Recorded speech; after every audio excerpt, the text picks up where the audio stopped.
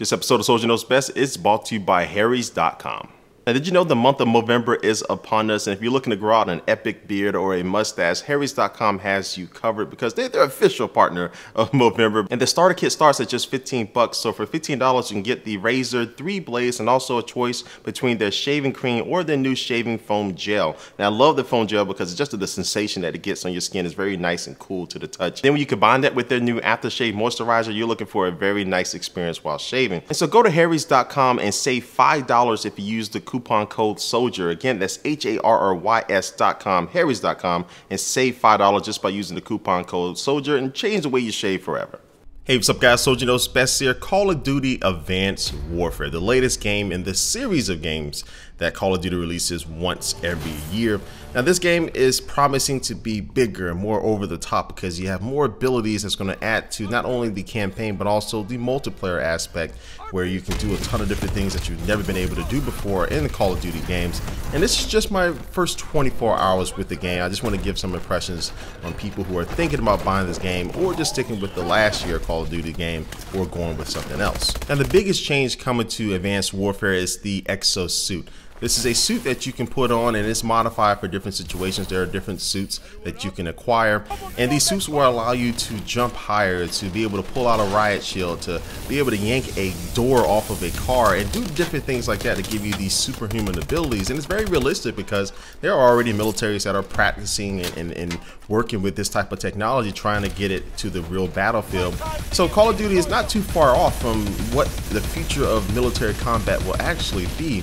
And it gives you in a sense, and some people have been comparing it to Titanfall and other games like that, but it's not really, I don't feel like Call of Duty is copying them. They just added this ability that just happens to be in other games. But it does allow this game to take on a different feel from other Call of Duty games, allowing you to explore the level a little bit more, especially in multiplayer. But at no point I didn't feel that this suit was too powerful, that I was able to overwhelm my enemies just by being able to jump higher than them. I still needed to get behind cover in the campaign and just to be able to make sure I'm not getting flanked. So it just adds different abilities and different concepts to Call of Duty games that I do like.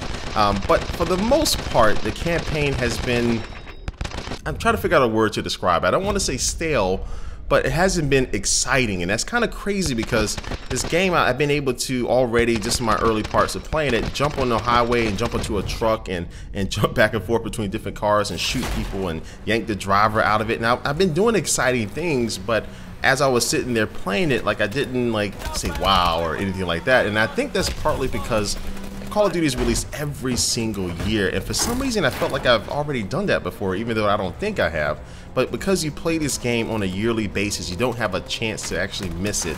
I mean, most of the time so far I've been playing the mission with a group of soldiers with my squad, and I felt that they were running too slow, so I just ran in front of them and ran ahead of them to get to the action. Or when the action started, the action was going too fast. I didn't have a chance to really savor what was going on the screen. And so basically the pacing is just a little bit off for me, and also they just seem to always just move you to one section of the level, have you sit there for a little while and just fight off swarms and swarms of enemies, and then you have to move on to another level, and just a continual process. There's not a lot of room for exploration to be able to explore this new world and new level that you're in.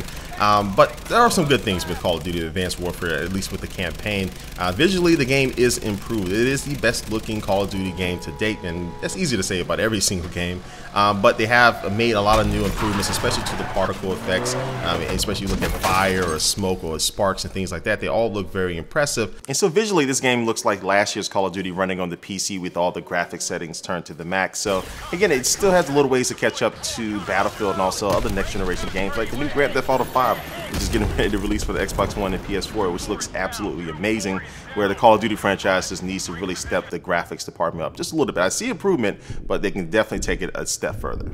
Now, my favorite part of the campaign so far in these first few hours have been the cutscenes. The cutscenes look absolutely amazing, and you're actually able just to sit back, put the controller down, or you can still look around a little bit and just see the world of Advanced Warfare, especially when you go to the campus of Atlas, which is this private military organization, and it's headed by Kevin Spacey, you know, from House of Cards and all these other movies. But visually he looks amazing, and all the other actors look pretty amazing. They look very realistic. So you can see they spent a lot of time in making all the detail of the human characters, and you're able to see the emotion of these characters in the cutscene. But just wrapping up this campaign part, I would say that so far, again, I'm a few hours in, Again, I'm not overly impressed with it. I am satisfied with it, but we'll see by the end of the campaign how I feel about it, and I'll update you guys on that. But now let's going to move on to multiplayer, which is the biggest aspect of Call of Duty. Now, I'm not a huge Call of Duty multiplayer guy. I will tell you that from the front. I like to play Halo Reach still, and I like to play Destiny now and Titanfall, those type of games.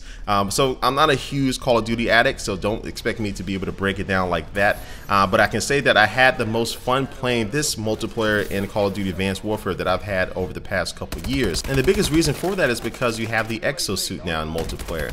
And the exosuit just allows you to jump on top of buildings, and it makes a small map feel like a bigger map, because now you basically have two different levels you can fight on.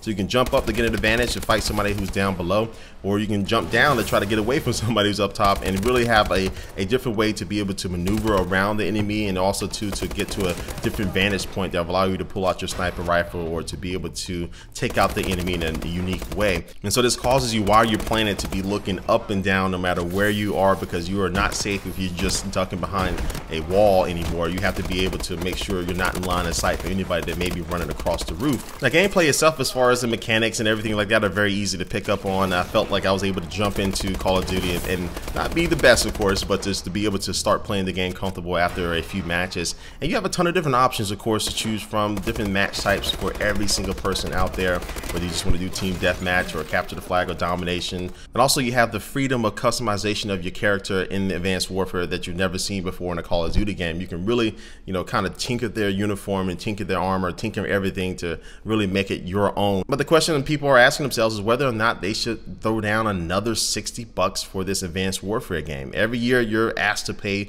more money for a Call of Duty game. Is it worth it? And again, from the multiplayer aspect, I'm not a huge multiplayer guy with Call of Duty, so I can't really answer that just right now. But I want people to leave down in the comments. I know a lot of people play Call of Duty more than I do. Let us know down there and start a conversation about whether or not somebody should buy this game or stick to last year's Call of Duty or whatever their favorite version was and continue to play that multiplayer. And so I'm just really interested to see what you guys think about that. But so far, my first 24 hours, really I'm uploading this about 48 hours afterwards. I'm not disappointed, but also I'm not overly impressed. I'm kind of a little bit above the middle ground when it comes to this game. So again, I'll be playing this game a lot more, and my feelings may change. I will update you if that is the case. But again, leave a comment down below what you think about this game so far, guys, and I will catch you later. Peace.